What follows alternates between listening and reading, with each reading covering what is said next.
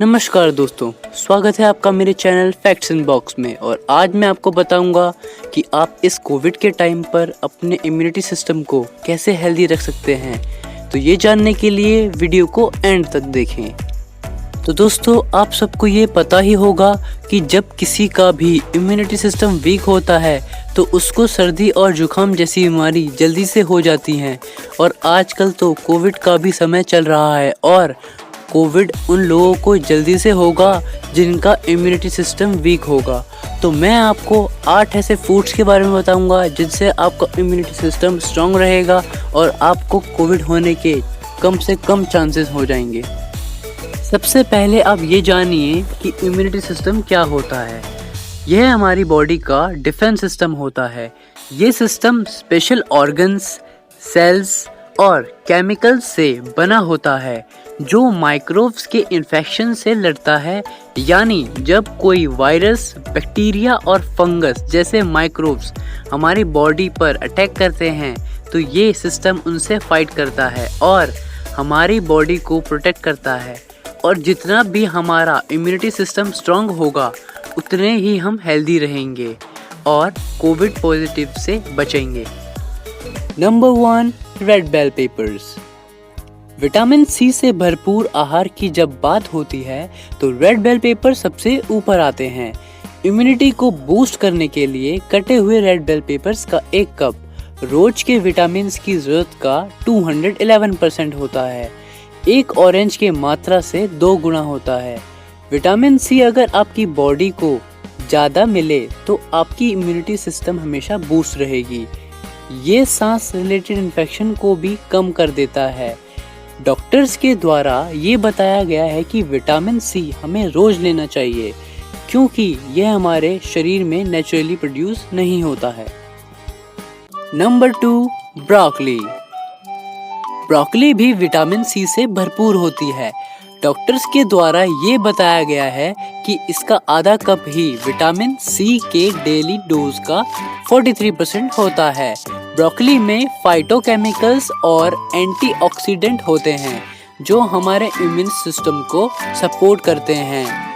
इसमें vitamin E भी होता है जो कि एक एंटीऑक्सीडेंट है। ये भी बैक्टीरिया और वायरसेस से लड़ने में मदद करता है। ब्रोकली के विटामिन सी का भरपूर फायदा उठाने के लिए इसे कच्चा खाएं या फिर थोड़ा फ्राई करके भी खा सकते हैं। नंबर 3, चिकपी या काबुली चना। काबुली चने में बहुत मात्रा में प्रोटीन होता है।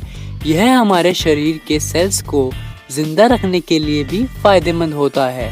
काबुली चने में जिंक भी पर्याप्त मात्रा में होता है। यह हमारे इम्यूनिटी सिस्टम को कंट्रोल और इम्यूनिटी सिस्टम को रिस्पॉन्स में भी मदद करता है। हम इसको सुबह के नाश्ते में फ्राई करके या फिर सलाद के रूप में भी खा सकते हैं। Number 4, strawberries. स्ट्रॉबेरी के सिर्फ आधे से ही ये हमारे विटामिन सी का डेली डोज का 50% हमें मिल जाता है। कई डाइटिशियन रिकमेंड करते हैं कि कटे हुए स्ट्रॉबेरीज को दही के साथ या फिर टोस्ट के साथ पीनट बटर में लगाकर खाने से इम्यूनिटी सिस्टम हेल्दी रहता है। Number 5, garlic. गार्लिक स्वादिष्ट ही नहीं बहुत सारे स्वस्थ गुणों से भरा होता है जो ब्लड प्रेशर कम करने में और हार्ट से रिलेटेड बीमारियों का जोखिम बहुत हद तक कम करने में मदद करता है।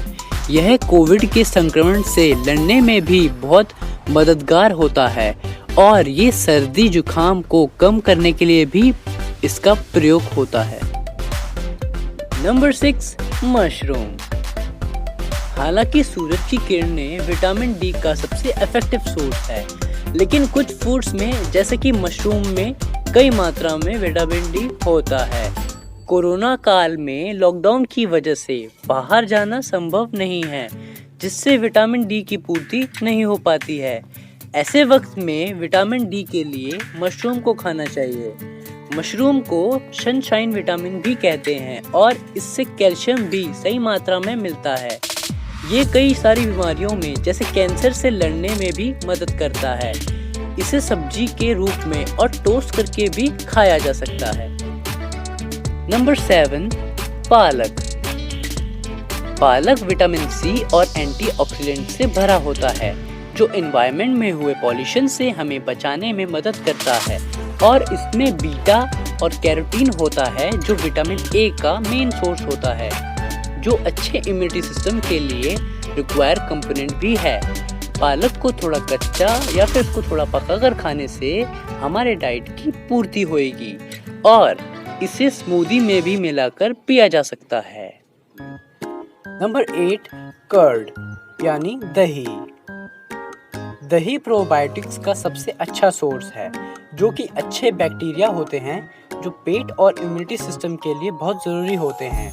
दही में किए गए रिसर्च के अनुसार प्रोबायोटिक्स सर्दी जुकाम से लड़ने में और सांस से रिलेटेड बीमारियों से लड़ने में बहुत इफेक्टिव होता है।